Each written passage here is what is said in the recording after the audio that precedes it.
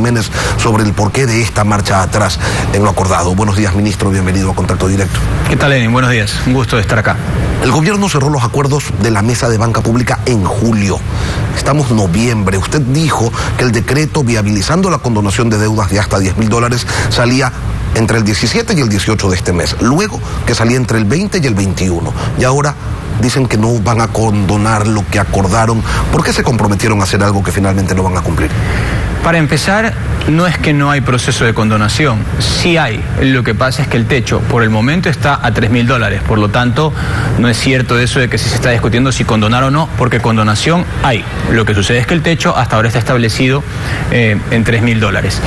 En función de esos $3.000 se han efectuado ya 26.000 operaciones por alrededor de un monto de 58 millones de dólares. Aparte de eso, también se han llevado a cabo aproximadamente 7.000 reestructuraciones, también por Ban Ecuador, por un monto de aproximadamente 226 millones de dólares. Por lo tanto, las operaciones están funcionando y eso es lo primero que tiene que quedar establecido. Y todo estaría bien si el compromiso fuera condonar hasta $3.000, pero el compromiso fue condonar hasta $10.000. Pero como usted bien acaba de señalar con mucha precisión y exactitud respecto a los acuerdos de la mesa banca pública y privada y de lo que establece el artículo 196 de la Ley de Desarrollo Humanitario, la primera tiene dos incisos. El uno que establece la condonación hasta 3.000 y el segundo inciso que establece la aplicación del artículo 196.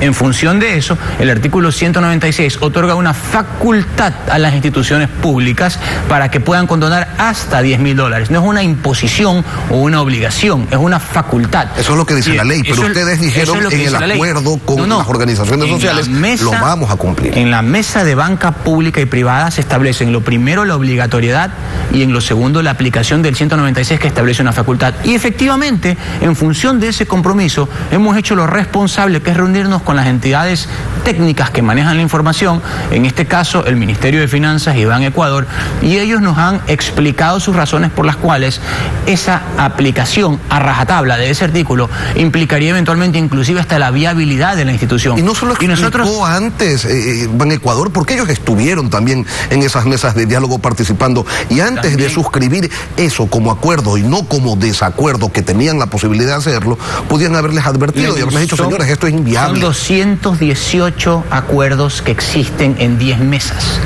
Hubo más de 35 entidades comprometidas. Se está ejecutando más del 40% de los acuerdos. Hay un proceso de implementación que involucra la participación de las organizaciones sociales.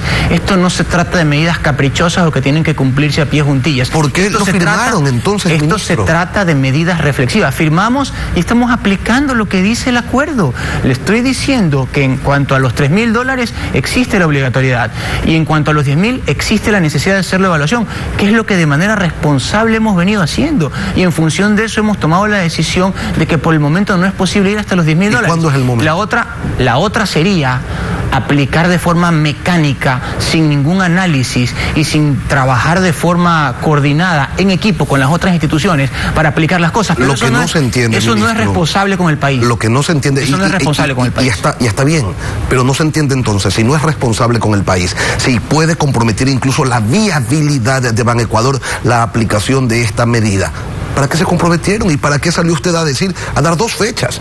Y ya sale el decreto. Y no, espérese un ratito, ya sale el decreto después. Porque en ese proceso de evaluación estábamos trabajando con las entidades técnicas correspondientes para que nos faciliten la información. ¿Firmaron entonces algo sin haber evaluado lo que podía implicar? De ninguna manera, porque el literal A del acuerdo que establece la mesa de banca pública y privada establece la posibilidad de condonación, y el literal B lo que establece la aplicatoriedad del artículo 196, que a su vez le da la potestad al Estado ecuatoriano, luego del análisis correspondiente, de decidir hasta dónde puede establecer la tasa con el techo de hasta $10.000, no forzosamente hasta $10.000, que son dos cosas muy distintas. Claro, el artículo de la ley dice podrá.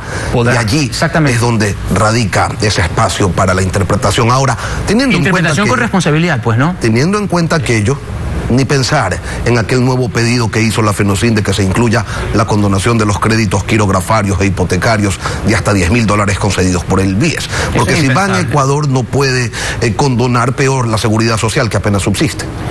Mire, nosotros recibimos un Estado bastante desvencijado, con un déficit de 7.000 millones de dólares. Hoy, según la proforma presupuestaria que ha sido presentada, hasta el 2023 el déficit estará en aproximadamente 2.600 millones de dólares. Cuando nosotros recibimos el Estado o el proceso de gobierno, no solamente que existía un déficit de 7.000 millones, sino que apenas habían 100 millones para pagar sueldos. Aquí no se ha trazado este valor absolutamente a nadie. La inversión social, que hoy, en este año, estaba en 13.000 millones, va a subir a 15.000 millones. La seguridad social va a recibir 3.000 millones. La seguridad, que es la que todos entendemos como proceso de seguridad, va a recibir 3.600 millones en la proforma. Educación, 5.500 millones. Salud, 4.000 millones. Entonces, los bonos que, por ejemplo, se van a entregar son 1.300 millones. CONAFIP, que es la Corporación Nacional de Finanzas Populares, también ha entregado valores por 125 millones solamente en 4 meses a diferentes asociaciones. El gobierno está cumpliendo, pero tenemos que hacerlo en su conjunto. Son más de 218 acuerdos. Estamos frente a un proceso histórico, que es el de las mesas de diálogo, pero tenemos que trabajarlo de forma consciente y obviamente cumpliendo aquello con lo que nos hemos acordado. Ministro, habrá gente que se preguntará qué otra cosa no van a cumplir de lo acordado con las organizaciones sociales, y se lo preguntan pensando en las amenazas proferidas por Leonidas Giza, quien les ha dado un plazo inicial de 3 meses para evaluar cómo están avanzando con los acuerdos, y de eso dependería pues una nueva movilización. Nosotros no somos robots, primero, ni tampoco somos irresponsables, segundo. Tenemos que hacer las cosas pensando en los 18 millones de ecuatorianos y obviamente tomando decisiones que sabemos que se van a aplicar a todos ellos. Y además tenemos que llevar las cosas con el debido análisis, y por eso nos informamos con las diferentes entidades para poder sacar conclusiones. Y obviamente lo hacemos dentro del marco de la aplicación de los textos que tenemos. Siempre va a haber interpretación de parte y parte, pero nosotros estamos muy claros que estamos en el proceso de cumplimiento de acuerdos y eso es lo que nos corresponde. ¿Y cómo van a afrontar esta paralización que se vendría en los... Bueno, los diálogos con las organizaciones sociales no se han suspendido. Como le digo, estamos más o menos en el 42-43% de aplicación de esos acuerdos. No nos olvidemos que hay 4 tipos de acuerdos aquí: aquellos que involucran una decisión normativa, aquellos que involucran una acción en territorio y aquellos que también se deben llevar a cabo con las organizaciones sociales, que son aproximadamente 100 acuerdos. Por lo tanto, la relación existe, los acuerdos se están implementando, el trabajo conjunto se está llevando a cabo en territorio, pero debemos hacerlo con mesura y también con responsabilidad. ¿Se va a permitir bloqueo de vías?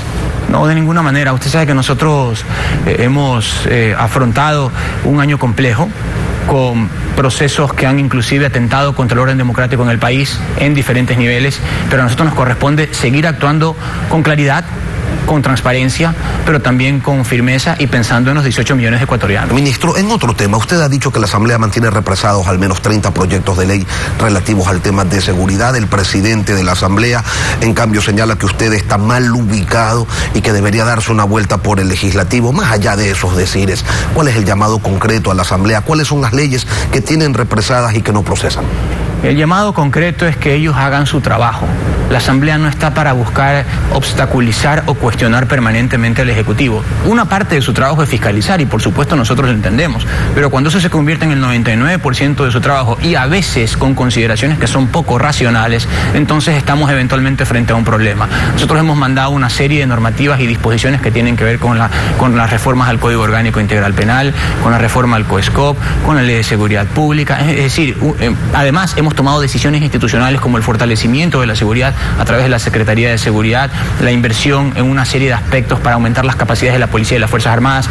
Estamos enviando una consulta popular que ya fue aprobada en 8 preguntas y que tiene que ver en su 45% con temas de seguridad.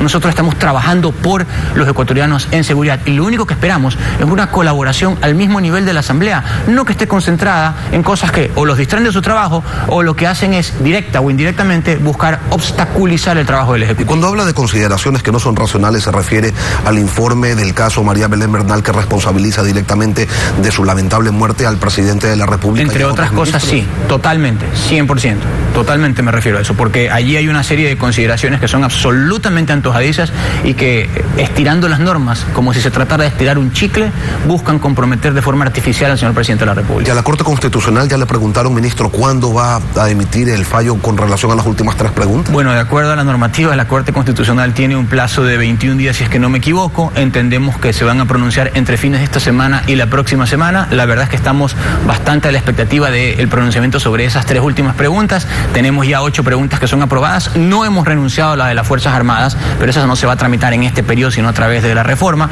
Y lo que esperamos es el pronunciamiento sobre estas 3 que faltan para ya enviar y avanzar con la siguiente etapa ante el Consejo. ¿Y se alcanzan a febrero? Esperamos que sí.